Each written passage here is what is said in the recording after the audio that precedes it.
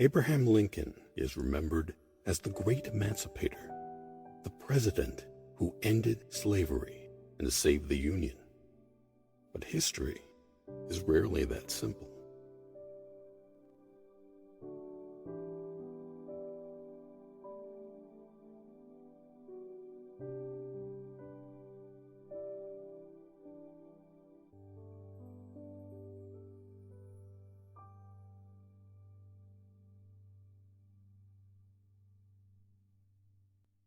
Lincoln fiercely opposed slavery. He believed it was a moral wrong, and he didn't mince words about it. He called slavery, quote, a blight on the nation, a violation of natural rights, and a stain on the American Republic. Yet, at the same time, Lincoln held many of the prevailing 19th century views on race, views that did not include full social or political equality for Black Americans. Understanding this contradiction is essential if we want an honest picture of American history. From the very beginning of his national career, Lincoln was clear about one thing: slavery was wrong. He believed no human being should be owned by another, and that enslaved people were entitled to the natural rights promised in the Declaration of Independence: life, liberty, and the fruits of their labor. But Lincoln also drew a firm line.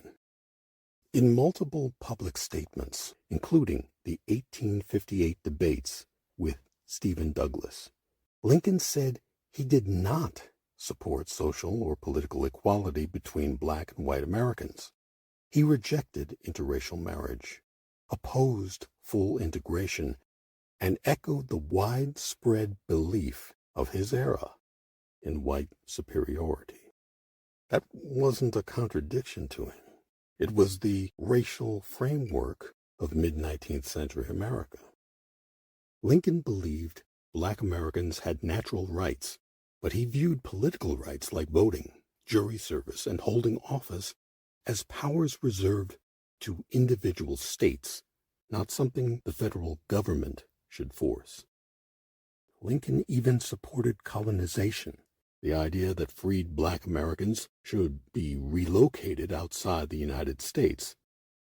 He believed racial coexistence here was unrealistic, and for far too long he treated that idea as a solution. Then came the Civil War. Now, contrary to popular belief, the war did not begin as a fight to free enslaved people. Lincoln's priority was preserving the Union. He even said that if he could save the Union without freeing a single enslaved person, he would do it. But war has a way of changing everything.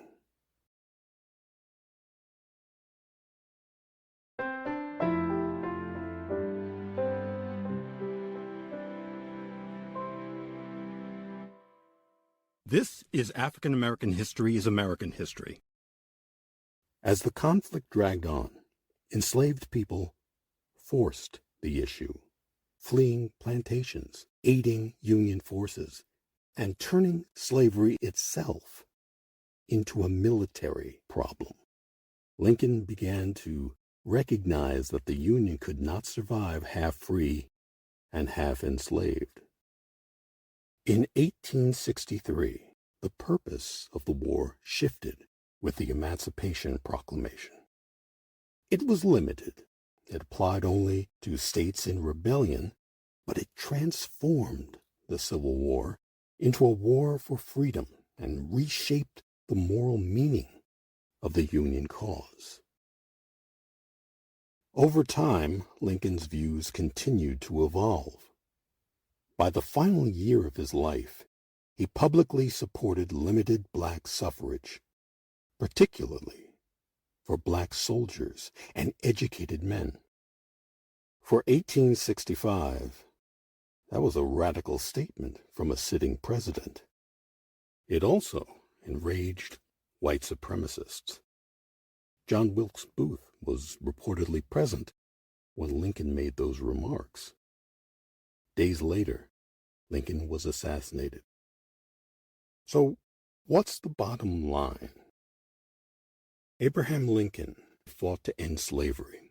He dismantled an institution that legally reduced human beings to property, and in doing so, helped secure freedom for millions. That matters. It will always matter.